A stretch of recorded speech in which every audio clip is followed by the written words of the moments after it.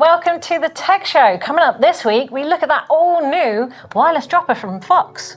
Schwalbe release Radial tyres. What's all that about? Yeah, and rumour has it, Shimano are coming out with some wireless shoes. What the F? Wow, that and much, much more. Okay, today we're going to be talking about radial casing, something I thought we wouldn't be talking about this year, but we are, because Schwalbe have released an Albert and are hinting at bringing out a Magic Mary as well soon with new radial casing. Now, radial casing, that kind of sounds like the whole laterally stiff, vertically compliant wheel argument, which I did do a video on recently, so if you don't understand whether that is marketing BS yet or not, then do head over to that or queue it up for after this show. But for now, let's explain what radial casing actually is, because it's actually really popular in the motor world, isn't it? Chances are you're rolling, if you have a car, your tyres will already have radial casing. Am I right? Yeah, I mean, effectively, tyres are made up of lots of layers of fabric and then we've got rubber on top. And how, a bit like with carbon fibre, we talk about how you kind of align those threads. It changes how the properties and strengths are. So essentially lots of mountain bike tyres and lots of tyres in general on push bikes are what's called cross-ply. So you're aiming for a 45-degree angle on all of the fabrics overlaying. And that means you've got good support, you've got good strength, and that's how the carcass holds and how it moves. But it also impacts a little bit on puncture protection. So this is quite a big change. And traditionally radial means that you're going from one bead to the other with a fabric in that direction. And it is really popular in lots of other industries in terms of motorsport and cars, trucks, motorbikes. Lots have radial. But when it first came out, it was really game-changing to the point where huge brands like Ford had to change how their suspension worked because it changed the tyre feel and how it worked in terms of how the car steered, all of these things because of this changing carcass. So it does matter. Yeah, well, so Schwalbe decided to, it's not typical radial casing, I'm going to say, not like in the motor industry, like you said, the bead casing material runs from point to point, because radial, if you think about it like a ray of sunshine, it's like spokes are radial, they sort of flay out like this. But the material in the casing for the tyres doesn't run like that. It just basically has a more shallower cross-hatching construction, and that gives it, well, less support, more compliance. So why are we wanting less support and more compliance? There is benefits from it. There are, yeah. Schwalbe are saying that it's adding damping benefits, that it's giving you more contact patch because of the way that it deforms around terrain, which gives you more grip. But also they're saying, well, this may actually reduce the puncture protection, which, like you said, the strength from the casing that we have today gives us support and puncture protection. So getting rid of that is, well, does that feel like going backwards to you? It's really interesting. I mean, a couple of brands in the past have tried true radial construction, more in road tyres, and yeah, they weren't well received, but this is going back and they were like, 22mm, 23mm road tyres. So you could change the construction of a tyre, but you'd have to pump it up really hard for it to work. So I think this is the first time I've seen it in kind of bikes. Correct us in the comments if you're wrong. If you know of a different brand of tyre where they tried radial before, especially in the mountain bike tyres, I'm not aware of it. I think it's interesting in terms of boosting that contact patch. That sounds like a good thing. In terms of rolling resistance, you'll probably have less hysteresis. This is where energy losses of rolling through the carcass. So if it's more compliant, it should help with that. So one of the good examples about this radial casing is that Schwalbe admit that it's not supportive to a degree because it's so much more compliant. Mm-hmm. So when they did some initial tests with journalists and riders, they had to up pressures quite a lot. So for example, with World Cup racers I've worked with, again, it was on Schwalbe tyres. We're going back in time about 10 years ago, so we're using really stiff casings because that what was the thing back then. And we're running really low pressure, so we're running about 23, maybe as low as 21 in wet conditions, up to maybe 26, 27, and that's more in dry conditions, so we'd run really low pressures. This is from Schwalbe, so we have to be kind of like, is it true? We don't know.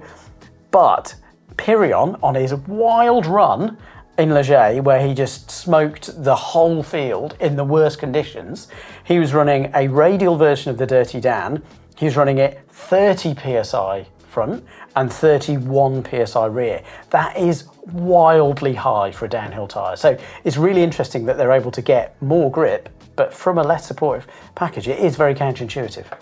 Yeah, well, I guess compliance does allow for sort of more rolling momentum. It's not sapping the energy out of you like a more rigid tyre is, so I can see the benefit there. But I guess you've got to kind of pick your camps, because with a more compliant tyre does come some handling issues. I think there was some sort of gripes when it came about in the road world. But it's just another option out there for you. So I guess we should ask the viewers. Let us know down in the comments below.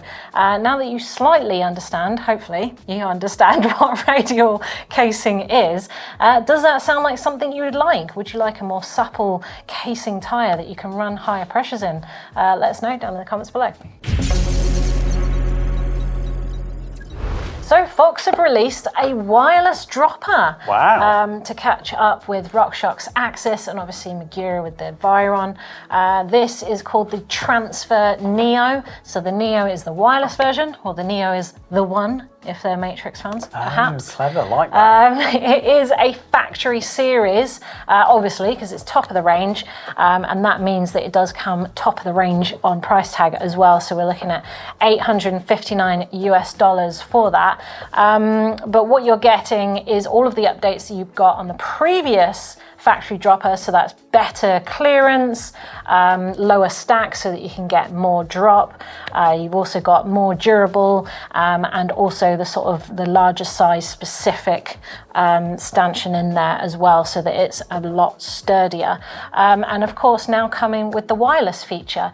But I should say that this should last between 30 and 40 hours, which they reckon is about 12 months of riding, and it only takes an hour and a half to recharge up. So that's pretty cool, and it's all fully waterproof, IPX7. It's coming in 100, 125, 150, 175, all the way up to 200, and same for the 34.9mm sizing as well. And it looks pretty slick, actually.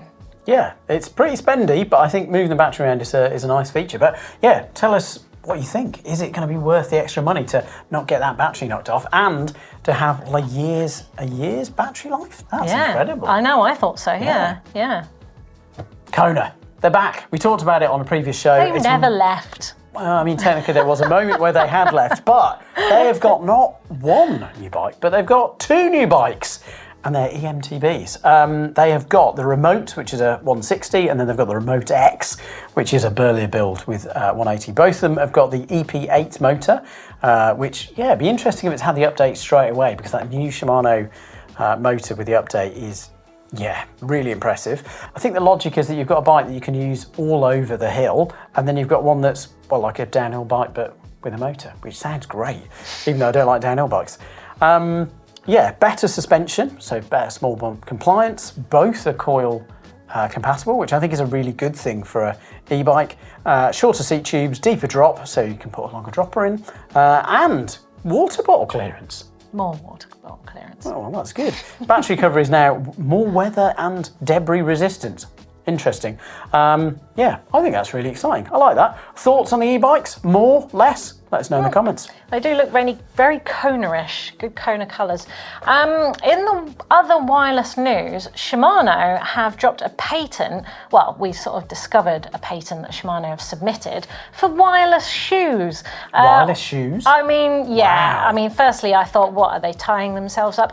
Anyway, it's actually wireless cleats. And what they're doing is hooking up cleats onto a wireless or an electronic rail, and effectively now tying that in with power cranks, for example, and sensors on the bike to work out whether you are climbing or descending, and then these cleats are going to automatically move into the correct position. So moving further back for descending, moving further forward for climbing, and also giving you the option to micro adjust if you want to electronically.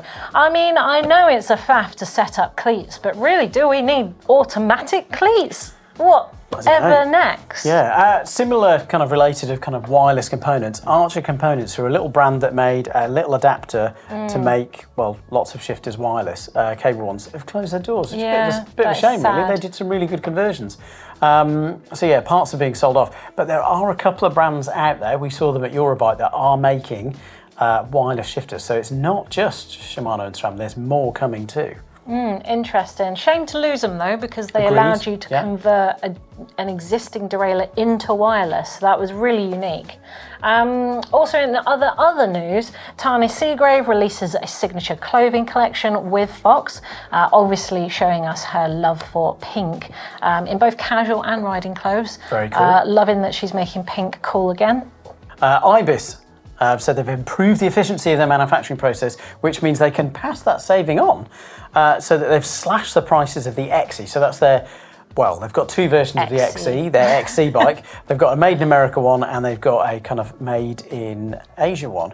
And it's the made in the USA one that has come down by a good chunk of money. So yeah, I think there's also 3 new colours. I think there's like a blood orange, a silver and a raw. I really like them. I think they're really, really exciting. So yeah, let us know which is your favourite colour in the comments below. And finally, last but not least, is Schwalbe again.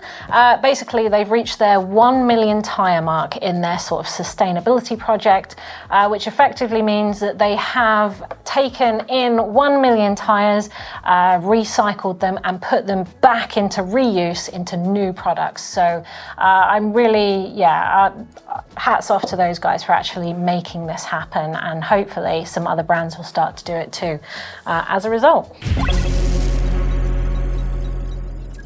Okay, last week we asked what bike Tomac was using when he famously used drop bars, and why was he using it? So, lots of people got the right answer. It's really good. Of what bike? Not that many people, I don't think, got the winning answer for both. Some of them did. They did. But not that many. So I'm pleased. I like these hard questions personally. We will give points for any of the bike answers, because most people will say a Yeti. He's done it on a couple of Yetis. Most famously, it was the C26, because that was the 1990 World Championships. That's probably what you're picturing right now. But he also had a signature rally as well, didn't he? A Thai carbon that also came with droppers. So any of those answers would work. And also the reason why, Owen, was because, rumour has it... No, not rumour. He was on a road team, 711, really iconic US road team. And yeah, he raced Roubaix, he raced loads of big races, but decided to stick to mountain biking, which I think is what more mountain bikers should do. Ones that maybe have won Olympic medals, they should just stick to mountain biking, because it's better. Let us know if that's a correct assumption or not. And quiz time. Yes, so this week we actually know that Schwalbe isn't the first to do radial casing on set of tyres for cycling. So do you know the other brands who have? There's at least 2. Let us know down in the comments below if you know the answers, or maybe hazard a guess for a few pride points this week. Okay, comments from these lovely people, Owen. And my first one was about the drop bar MTB discussion we were having last gravel week. Is a whole other topic. Gravel. We can do that next week. Yeah. So he's riding the Salsa Cutthroat. I mean, arguably one of the early sort of drop bar gravel amalgamations, to be honest. And he said he's riding that with no front suspension. He's been riding it since 2017, but he's now running it with Axis Eagle drivetrain. So he's got high-tech group set, low-tech suspension. I mean, he's got high-tech, customable, tunable. He's got 2.4 and a mountain bike with drop bars. He's got all of the tech. I love it. Perfect. Edmund says, ride what you like, just enjoy where you ride. Exactly. If your local trails are mellow enough to use with drop bars and you ride from your house, go for it. Yeah, it's all good. DCV also says it doesn't matter what you have, flat bar, curly bar, suspension or without, skinny or knobbly, wherever your bike is, that is the best bike. I mean, that's pretty cool. Yeah, no, and I like that positivity, because often on a ride, whether you're on a gravel bike or a drop bar mountain bike, as we'll now call them, you can think, I'm on the wrong bike, I wish I'd got this, but no, you're still out there riding, so that is the best bike. Regarding the folding shoes we mentioned from Pedal Ed, very expensive folding shoes. Very nice though. Bike packing shoes. He said that Dr. Jake says, I strap Crocs outside my panniers. Yeah, I use flip-flops. They're pretty cool. There we go, Crocs, a bit more sportive. And they're waterproof. So are Crocs, and you can flip Crocs into four-wheel drive. Username from hell, or is that withheld? Track helmet looks a lot like my Fox drop frame, which he got because he's got scratches on his cheekbones and his jaw from crashes in the past. He's also got a full face, but he lives in an extremely hot climate where the full face is too stifling. Well, no, sensible. There you go. There we go. Yeah. There is So someone has injured their ears mountain biking. They have. There is a request. There we go. Okay, what are we looking forward to this week? Okay, well, on Saturday, I show you how to buy the right rear shock because there's some complicated numbers and stroke lengths. You don't just buy travel these days in your rear shock. So I explain all of those. And it's us together on Sunday doing a sort of comparison between high-end spec bikes and a low-end spec bike with the same bike and trying to explain, you know, where that money goes in the high-end and where that money is saved in the low-end bike. So, yeah, I think that would be an interesting watch. Hopefully helpful to people as well. But for now, thanks for watching, and do let us know what you think of this whole radial casing business. And if you know those other brands that did it beforehand, let us know down in the comments below.